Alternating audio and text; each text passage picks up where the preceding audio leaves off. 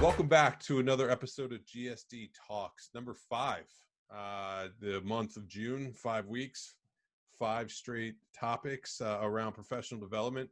I'm very excited to hear what this discussion was about. So, Tim, if you don't mind, why don't you give a little bit of background about what we talked about, who do we speak to, and what could the listeners walk away with? Yeah, episode 5, 5 weeks in a row.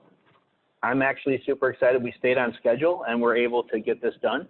But I'd like to point out that June, we made Leadership and Management Month to kick off this year of GSD Talks, which we're going to run through November this year. And this is the first time that we're actually talking about a security topic. We've actually been talking about business and leadership and management topics. And I think that in itself is a lesson to bring to the security industry. Get outside of your security bubble. Most of the good you can bring to your company is business acumen and understanding. We're all pretty good at security, but actually engaging with the business is something that we need work on. So we had Tony Striefel from Microsoft to talk to us about that. Matt, why don't you give us a little bit of your perception of what was discussed and what people could walk away with? Thank you, Lee and Tim, for having me. Yeah, I'm very excited. I can't believe this is number 5 of the GSD Talks. Thoroughly enjoyed listening to all of them and participating in one myself. I definitely walked away with a sense of learning that, especially being a frontline security professional, that every situation is different and how I'll become better and learn better in my field, debriefings and other items in the security posture. So thank you. I'm really excited. Well, it sounds like an interesting talk. I'm excited to get into it. I appreciate the two of you making the time. I'm excited to jump into it, and let's see what they had to say.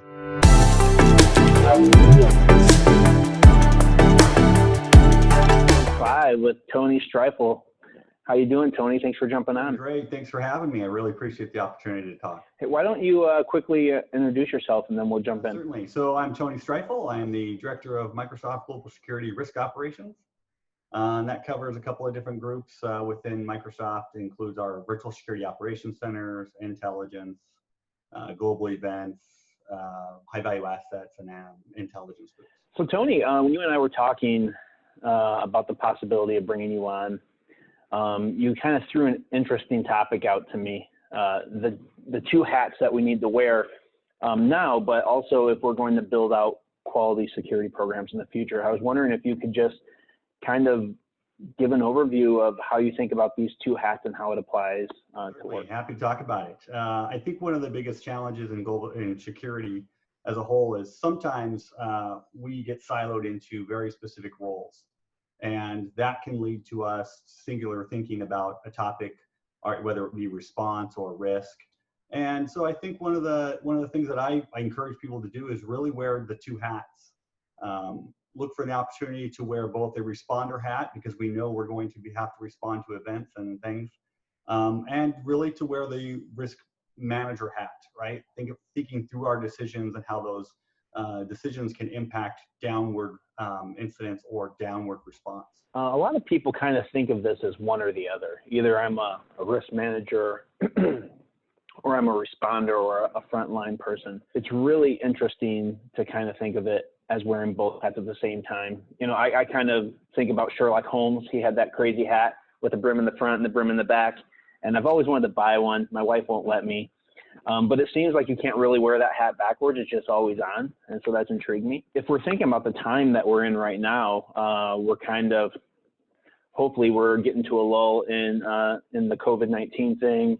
You know, this is the last week in June. So hopefully we get a break from this before anything happens in the fall. We're also still dealing with a lot of protest activity and civil unrest. And so kind of as we were talking, I think it makes sense to kind of frame this conversation wearing these 2 hats in the frame of post-incident debrief, because everybody is going through that in one way or another right now in the security industry. We're either doing a mid-incident debrief, post-incident debriefs for all the different things going on out there. And I know when I like to talk about post-incident debriefs, I always like to kind of talk about the different attributes of risk, because a lot of people don't really understand how to address these. So I'll just throw them out there, and then maybe Matt can talk about these a little bit as well. But you must choose, right? You can't treat all the risk in the world. There's only so much that you can manage. And the world changes over time. So the risk that was acceptable today, think of the shooting in Las Vegas a few years ago at that concert. I'm sure that the risk was completely acceptable to them until the next day. And now it was unacceptable, but we always need to remember what was acceptable, and we need to reevaluate as time goes by. Risk is like water.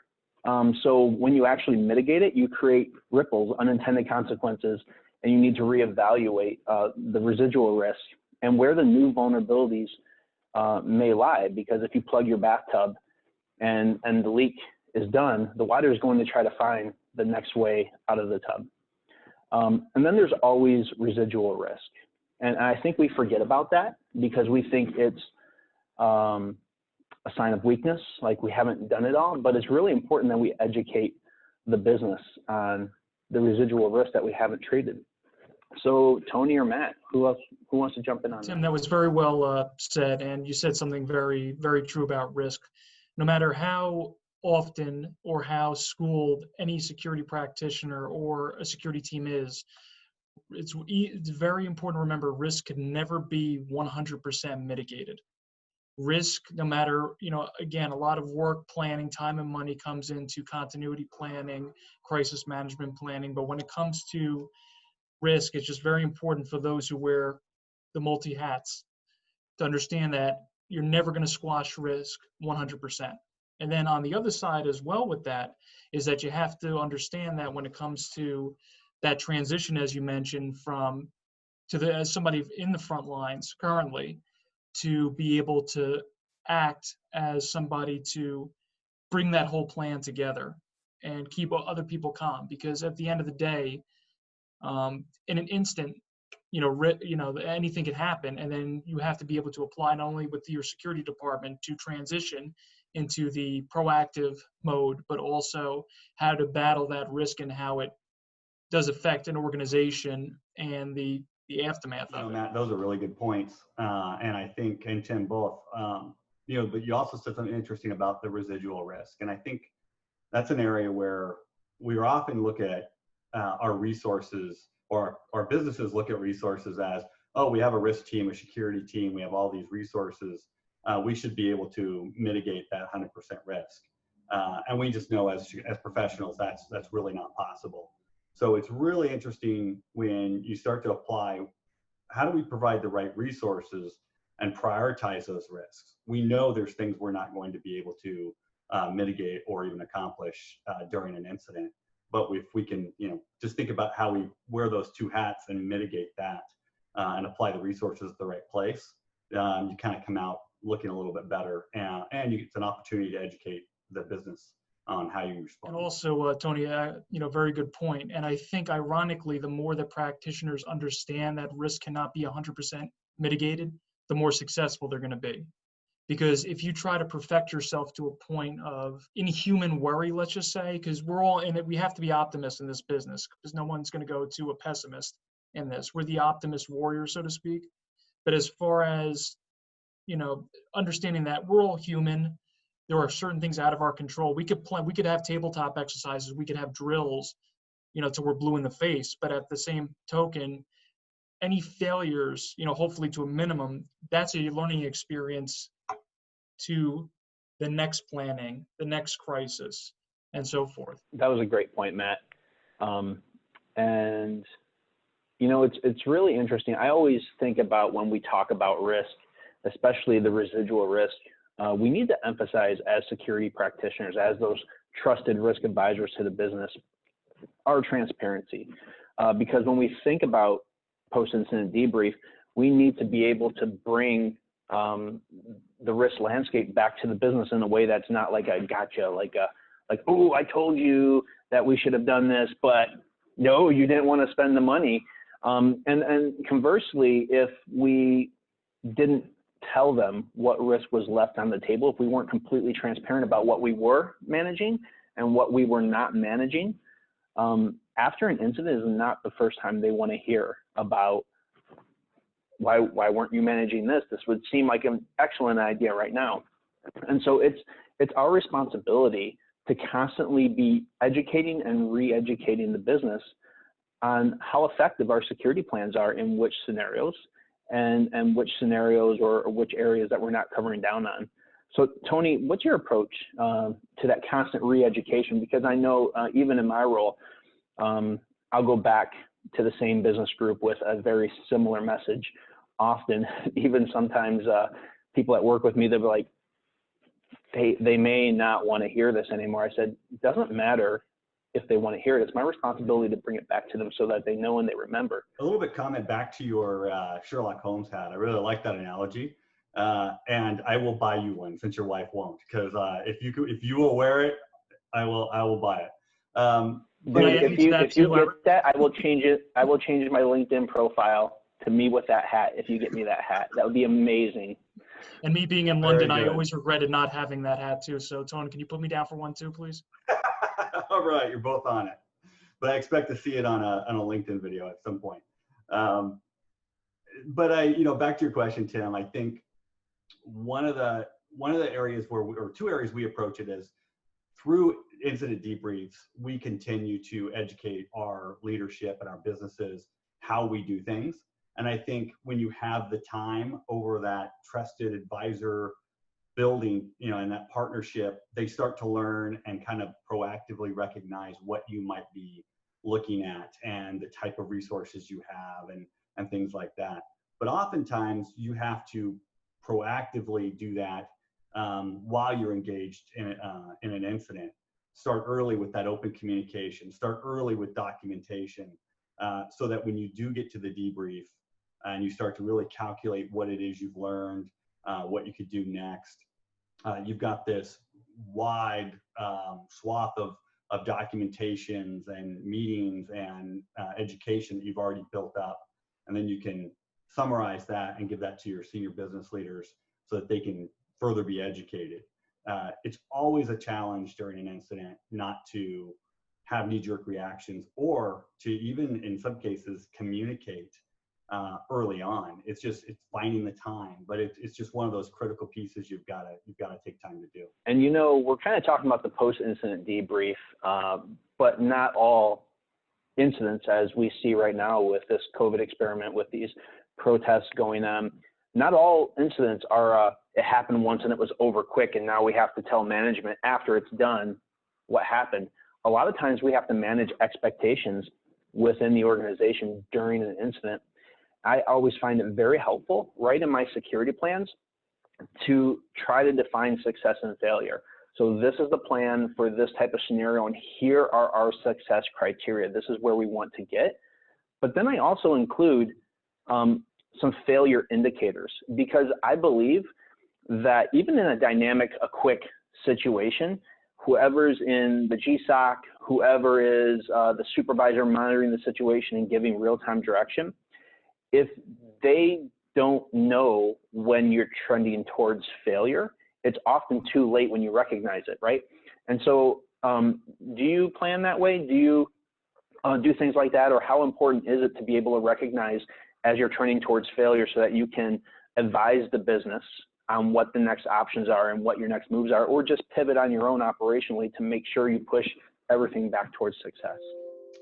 Yeah, we do plan that way, and we do it specifically because it also allows us to indicate triggers for new resources or that reach out for help. And we find that planning or identifying what failure looks like, even at the smallest level, allows us to quickly pivot. We can always get better, and finding the ability to document that so that people have a clear understanding is our biggest challenge. What is actual failure, right? When, at what point? And especially in a dynamic scenario where things might change, and you might have, for example, you might have an operations center managing an event or multiple events, having them revert back to what's my success, right? What am I ultimately trying to do? And where am I looking at failure? We find the human gap is switching back and forth between that success and failure. But if you have it documented and well planned out, it helps immensely. Tony, also, I want to add to that, and you both, Tim, as well. Documentation and training, absolutely. As far as your reactive nature, it should be instantaneous. And I like to use an example in my trainings with my security staff with the example of the United States Secret Service. As far as, obviously most people, don't understand they were out of the Department of the Treasury, but a lot of their stuff is protective details. And instinctively, if somebody hears a gunshot or something that the principal, obviously, who is being protected, if they hear gunshot or threat, let's just say typical individual would run one away from it. The professional or the Secret Service agent, or in this case, a security professional, is trained to do just the opposite, run towards it. So as far as the training, the documentation, that's why I agree, obviously, Tony, with training has to be done. I mean, yes, it's exhausting, and yes, a lot of individuals will feel like you're, hey, Matt, hey, Tony, hey, Tim, you're telling me this 100 times already. It's for not only the people you're protecting, i.e. the principal or principals, but also it's for your self-protection as well. And, and the learning experience also. So I felt that was very, key for you to say, Tony, because I as somebody to put a lot of emphasis on training and documentation. So, Matt, in that same vein, I know you manage a lot of people. So as you're training for these contingencies, for success and failure, what are some of the key points that you drive home in training? Because I know when I used to manage security operations people, I always tried to ingrain a sense of ownership in them. Like, you own your role. If this process or this policy is not working out, like, you need to tell me, because I'm not actually doing your job. So I'm wondering what approach you take, Matt, to kind of instill that ownership and get people to really understand how crucial their role is. Tim, I want to use an example. I've done the security operations at a major airport in New Jersey, one of my, past lives. And what I used to do is I would always take, this is an example how much I make it a personal, because, in the private industry, in the guarding industry, not too many people are doing it for a career. Me, on the other hand, I am doing it for a career. So what I would do is we would have to do driver training on the tarmac at this airport, at Newark Airport, actually, Newark Liberty International Airport, right on the, obviously right on the cusp of New York City. And I would drive the security agents, as we called them at the time, I would drive them to one of the terminals and then to one of the gates. And I would say to them, you notice there's a flag on top of that gate. Do you know why? They said, why? And, unfortunately, they didn't know why. I said, because that's where United 93 took off from on 9/11. So you use that as a constant reminder that just when you think it's a sedentary, you feel it's complacent in a sedentary role. And again, I'll do my famous finger snap. In an instant, okay, that was louder. In an instant, it could change. And you can see how, just your actions alone, even being observing and report, an observer and a reporter, again, is crucial. So, they say that you always hear of that bad, whenever something bad happens, you hear about it. Whenever something good happens, you never hear about it. Well, you never know that's, the hundreds of security officers I've trained in my management role. I try to instill a sense of pride in them because, again, it is seen as a thankless position. Not only from, obviously a lot of people take great pride in it, but there are some people that I've trained and worked with who have said to me, Matt, what's the purpose of, why am I doing this? What's my point? And I said to, let's just say, John, you're doing this because it's your image that will deter a deviant act, will deter a terrorist act. You may not know this, but you're responsible for this multi-million-dollar aircraft right here. You're responsible for noticing if that individual could possibly bring an IED into the building. So it's a lot of not only the personal experiences, Tim, but also how they inadvertently can not only save an organization and innocent lives, but also I think one of the worst things is a stained reputation. For example, if a terrorist incident or an attack happened at ABC Coffee Incorporated, would anybody want to really go back to any ABC Coffee Incorporated stores, during the time being? Because again, it's fear, it's a tarnished image. So, and a lot of people have been very receptive to that as I try to break it down to them. But basically, yeah, I end with saying their training and their acts are not in, it may sound, cheesy, but it's not in vain, and it's appreciated. So I bring it down to more of a personal level, like more of a intrinsic value and a qualitative level instead of a quantitative level. Great points, Matt. And I love how you are able to really take the guys on the ground providing the security, who in the security industry, they're often seen as less important, even though they're, right now we see they're super essential, right? But they're the people actually implementing our risk mitigation plan. And so helping them understand how they are contributing to the success of this entire business, I think is crucial. Tony, on the same thing, how do you communicate that value down to your people on the line or your people in the operations center? It's important that we continue to let them know that they're not just in that singular role, right? Back to the risk mitigation. We encourage and want them to surface issues with software, issues with how they monitor, issues with their response, because they're the subject matter experts in that space. And as they see things start to populate and come together, they oftentimes see where we have gaps and holes. And we really encourage people to surface those to us so we can track them and start to fill them when it's necessary. It's easy to do. It's easy to say. Harder to get people to feel comfortable to do that, especially when you have a complicated organization structure or you have account management. So it's important you partner really strongly with other teams, your account management, for say guard services as an example. Partner really heavy and make sure that the same culture exists in your group as it exists within your vendor or account management team, so that the information can be surfaced properly. Tony, I just wanted to add also, again, talking from the contractor standpoint, it's important to bring vendors, contractors, and your in-house people together weekly, if not bi-weekly, because it doesn't do much good if we're all scrambling towards the same objective, but we don't know what everybody else is doing. So that open communication is very crucial. I'm glad you brought that up, Tony. Thank you. I'm a huge believer in incident debrief, even small things. So I really focus on them in two scenarios. One, whenever I take over a new program or build a new program and hire new people that aren't familiar with me.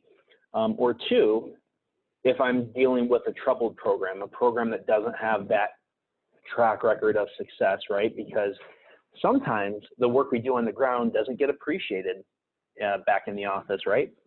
And so post-incident debriefs, I feel, are one of the best ways that we can create trust among teams and management. And one of the things that I always used to do, especially in executive protection, right? A lot of the teams that you manage are off-site a lot of the times. And so, a lot of people don't really come to the office very often. And so anytime something would happen, I would have people come back to the office. And at first they're like, oh my gosh, they're bringing me to the office. And I'm like, look, guys, if anything bad was going to happen, we would not bring you to the office. So we're actually here to learn. And I actually write policies on how to conduct debriefs for two reasons.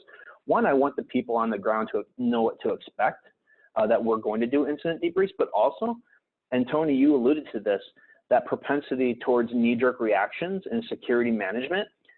If you have a policy and you have somebody up high or even somebody in the business who is just kind of losing it, you can say, we have a policy to govern this process, let us run this policy. And that can really calm people down and create alignment. And so I have a few rules governing debriefs. One, understand the facts and the timeline of the incident, and not your opinion or how it makes you feel about what happened in the incident. Because a lot of times, if we actually take the facts and separate them from our opinion or from the emotion of the situation and put it in context of the timeline, that really provides a lot of clarity. Number two, measure the totality of the incident against the policies and the understanding of the risk that existed when the incident happened, right? And that kind of goes back to make sure everybody understands what we're designing for before this incident happened. 3, focus on policy, process, and professional development.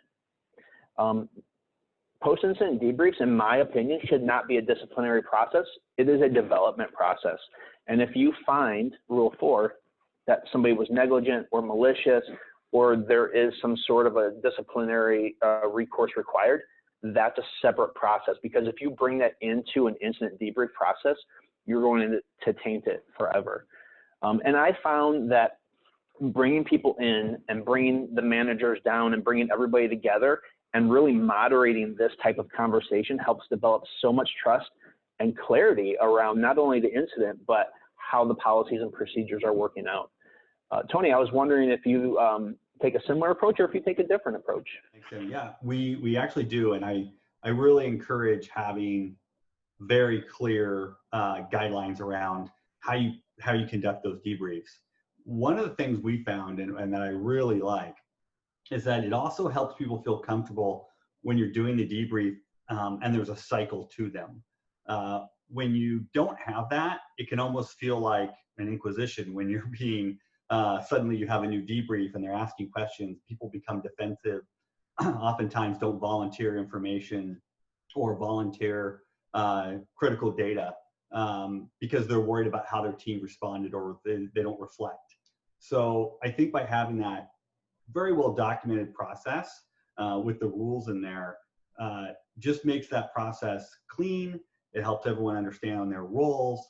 And because it becomes common practice, people kind of break down that defensive barrier. They feel far more comfortable sharing and really being part of the solution rather than being the problem. Awesome. Yeah, I think that doing this process properly, like I said, it does lead to more trust. It leads to higher morale. The last GSD episode 4, we talked to Phil Halpin about how to cultivate a good culture within your security organization.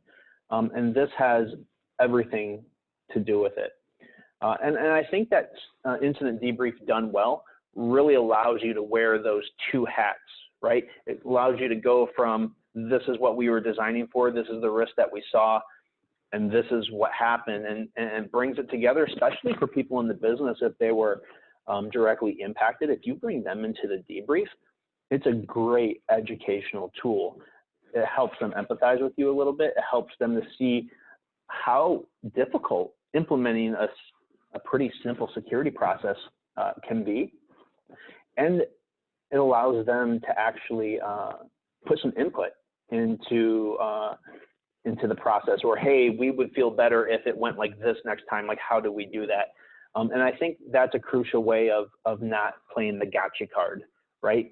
Bringing them as a partner. I agree, Tim, that was great. As for, obviously, I'm a big proponent upon you never discipline. You mentioned disciplining after a debrief, say something goes south. It's a learning experience for everybody. But if you want a team to properly maintain their composure and offer constructive criticism, you never do it in front of a group.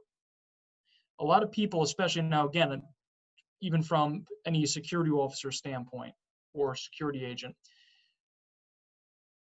a lot of people are timid, especially those, they don't want to speak up just for that reason. They don't want to look silly in front of the group. Not only that too, but I believe firmly that a lot of frontline and upper, regardless of your management title, you take a subordinate aside. You don't just say, Joe, you did that wrong. Don't do it again. About Joe, you didn't do it the correct way. What do you believe the correct way to do it? And then if they give you an answer back, it's the wrong one. No, try again.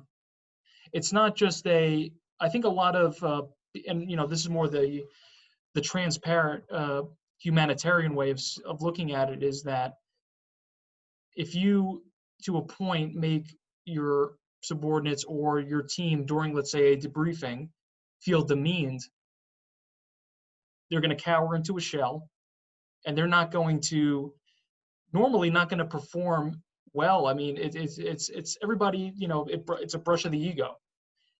And they're not going to give their 110 performance the next time, or maybe in the moment. Most people shut down during confrontation. So it's important that even though, regardless of how heavy the infraction was. Let's just say, you know, hopefully it's not too big, but it's so important to remove them from that situation, talk to them after the fact, not to chastise them in front of the group and say, you know, yeah, you see that guy Joe, you know, he did that, and, you know, we better not do that. You know, constructive criticism goes a long way. It's just how you deliver it. And another thing, just to like completely kill this topic, but incident debrief, it can work really well for taking your mindset of how things should run or how decisions should be made and inferring that mindset to other people. So even the managers that report up to me, if we go to a meeting and the meeting doesn't go well, or if we go to the meeting and the meeting does awesome, I'll take a few minutes to debrief the meeting with them the next day and say like, hey, how did that go?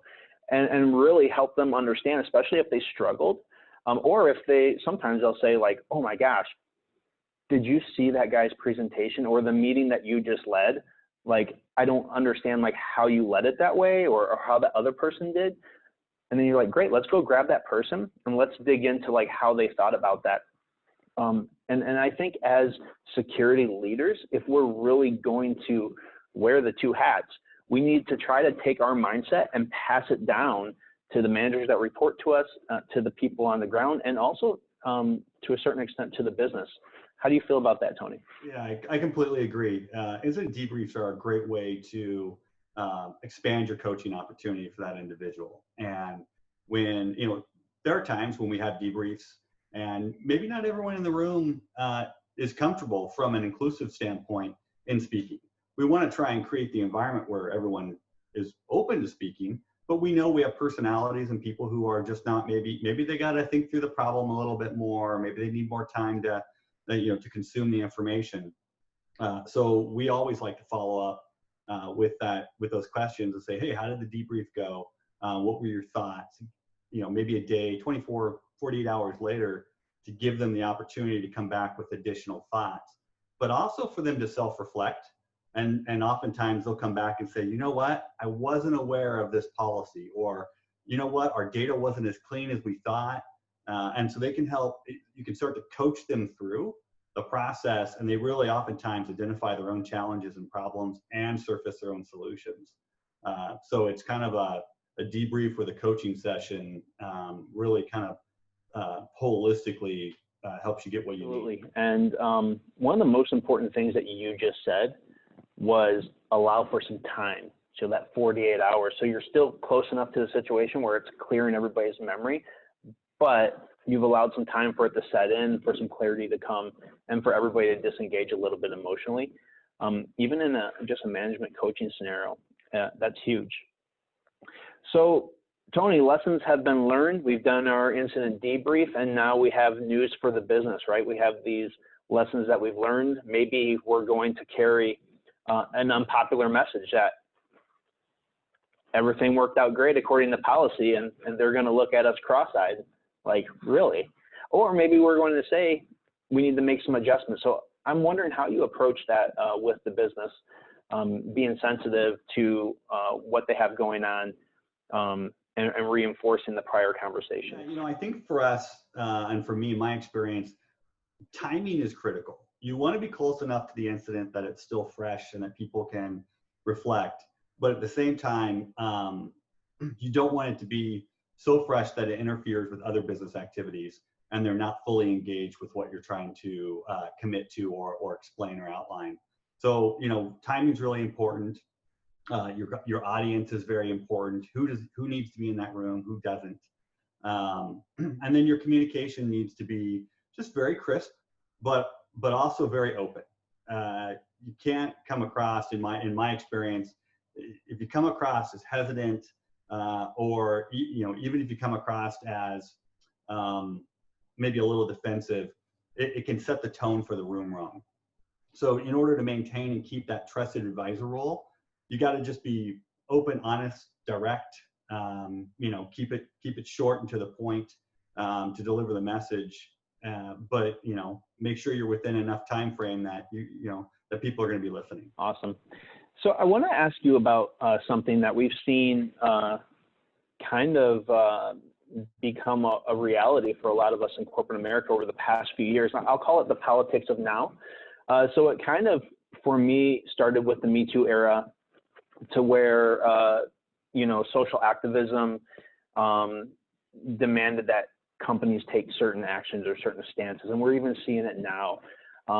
And so as one of the risk advisors of the business, if we're involved in an incident that's kind of attached to one of those things, or if all of a sudden the company is talking about, hey, we need to take a certain stance on things that maybe doesn't mesh up with security policy or is different from the way you're doing it. I don't know if you've dealt with that in the past, but I'm wondering if you had to deal with that, what would your thoughts be? And the reason I ask this is not to get political by any means, but this is something that a lot of us are having to think about right now, and I think well into the future, because this is with the ease of how people can communicate, this is the way things are going. And I think as security professionals, we really need to think this through with the organization prior to it becoming a reality for us if possible. Yeah, Tim, you bring up a great point. And for us, and for me, I know from my experience, I've come into it in varied ways. I've come in with that closed mindset and found myself lacking. And then other times we've come in with a growth mindset. And that's for us the most important thing. And I really encourage everyone to just be aware that, hey, change is going to happen, change can come. And as a security professional, your job is to roll with that change, continue to do your job, protect the organization, the employees, their customers. But you can't do that if you have a closed mindset. So be open, listen, be empathetic where it's appropriate, and keep your organization moving forward with that open mindset. Change can be great. It can be challenging, but at the end of the day, change is coming whether we like it or not. And we need to be ready for that and have that open mind. I couldn't have put it better myself. In fact, I'm going to rewatch this. I'm going to write that down and just keep it on my phone for when I get in that situation. It's really well done. When I talk to my teams, I talk to them about the opportunities that present in times of trouble, right? And so, a lot of people in security, like, oh, when trouble comes, we're under the microscope, but problems are an opportunity to be excellent, I believe. It's a time when the business is looking for you to step up, for you to address how well things gone, or like what we need to do to be more relevant. And, business is always looking to be relevant in their industry, and security is always looking to be right. And I think that's not really the way we should be thinking about. I think we should be thinking about it the way the business is how do we maintain relevance, an industry leading relevance within our company. And so I wonder, do you keep close relationships with the communications team, with the legal team, so that as these developments come up, you're part of the conversation, or you can add to your view of how this may impact the company in a holistic approach? Absolutely. I don't think you can be a trusted advisor without having that communication and continued partnership and asking the relevant business questions. Even if it doesn't pertain to security, there's often opportunity for you to learn and continue to grow that close relationship.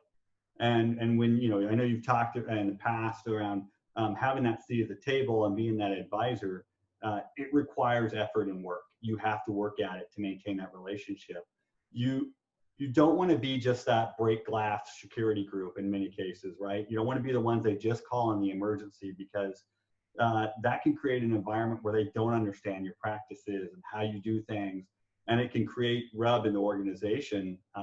But when you're that advisor and you're at the table and there's someone that they trust, when you come out and you're responding to an incident, they're far more likely to give you a little bit of that leeway, to trust your judgment and to listen to you to help make those policy and those changes. So it's critical. It takes a lot of effort. I would say 50% of our time is dedicated to just continuing to grow our relationships with the business. Very true, Tony. And I've always said that security, regardless of manager, regardless of proprietary or contract, needs a seat at the C-suite table, regardless. Because again, like you said, that break glass reaction. Security shouldn't be seen more or less as that individual where we only go to when something goes wrong, or that person's standing on their feet for 8 hours. That must hurt their legs. It's more or less of let's make it inclusive, because I've always taught or trained people, always assume that you were left out of communication. That's why you brought up a good point of making those connections. Use that as a springboard force multiplier, and liaison and connect with as many people within the groups you're protecting as possible. Yes, it does take, as you said, Tony, 50% of the time it takes a lot of work, but you'll be happy that you did it after the fact, because it will pay off. I think the only thing I would add is remember to self-reflect yourself. It's easy to to have debriefs, to have this process in place, and to be pushing that down to your teams and to your leaders. But it's also important that you do it yourself, that you self-reflect on how well you're preparing your organization. For example, the growth mindset discussion we just had. How well is my growth mindset? It's easy to say, but am I really displaying it to my people, to my teams, to leaders? Am I displaying it up the chain? Do people see me as that way? And it's just that important to take that self-reflection time, and you can put it in the risk mitigation category if you really want, right? I'm self-reflecting as, am I doing everything I can do to mitigate the risks and the challenges for my teams and for my organization?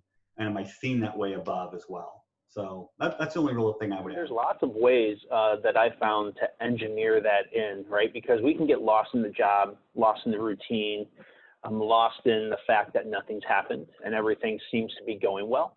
And that's where complacency comes in, right? I mean, some of us haven't heard about complacency since we were in the front lean and rest at basic training, right? So we need to really engineer that in. And some of the ways that I found is to benchmark with other companies and their security programs. Especially, I think there's a tendency to want to benchmark with other companies in an area that we feel strong. And I think we need to say, where are my areas of weakness? Where do I think I need to develop? Who can I find that's probably doing it better than I, so that I can get another perspective? So I can ask them, hey, here's how I'm doing it. What do you think? Well, what experiences have you had? I love the idea of learning from other people's experiences rather than having to learn them myself. And then another thing that I've done in the past is I'll buy a new business book, like how to start a company.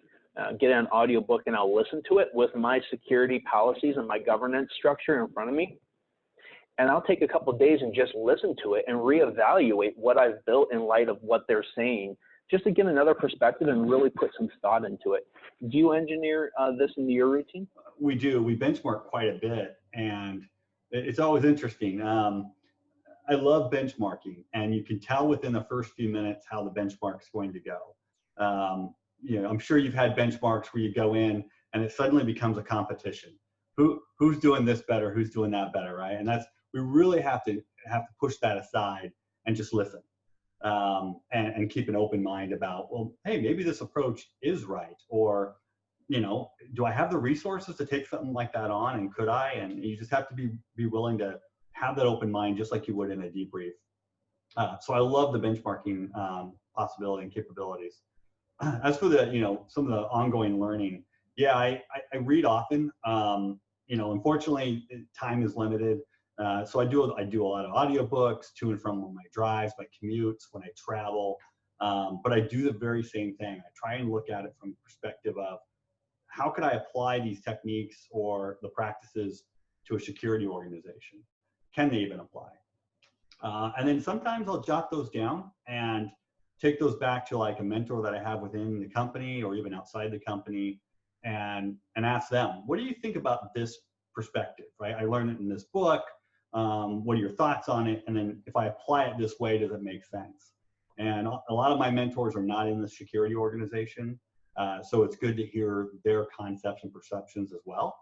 And that just kind of helps formulate conversation. Yeah, I actually love how this incident debrief, two hats conversation has kind of just turned into like a personal development, how am I doing type discussion. And really, if we take this semi-critical process in our entire professional life, we'll be in a better spot. Let's do some final comments. Matt, do you have anything to add before we head out? Yes, Tim. Besides the great company on this talk, with you yourself and Tony, you know, I learned a lot, and that's my final thought is never stop learning. Never be afraid to make a mistake and find somebody who you're confident with on your security team to learn off of. And again, I'll go back to, don't be discouraged if everything doesn't go 100% according to plan, and just learn from it. Just keep learning and keep moving forward. It just makes you a better security professional. But no, thank you. Everything was outstanding. I enjoyed it. Yeah, I'll just add on a topic that I'm pretty passionate about. My very humble opinion is that knee-jerk reactions are a cancer of expectations, which you may or may not allow to grow within your organization. And a well-developed incident debrief policy and process, you know, that balance of risk mitigation versus incident responder, that can help mitigate that with clear, calm thought. And that's what I would have the viewers take away from most of what we talked about today. Tony, is there anything else you'd like to add? I think we've covered a lot, and appreciate the opportunity to have this conversation with both of you as industry leaders. And it's great hearing the perspective. So thanks for bringing this forward.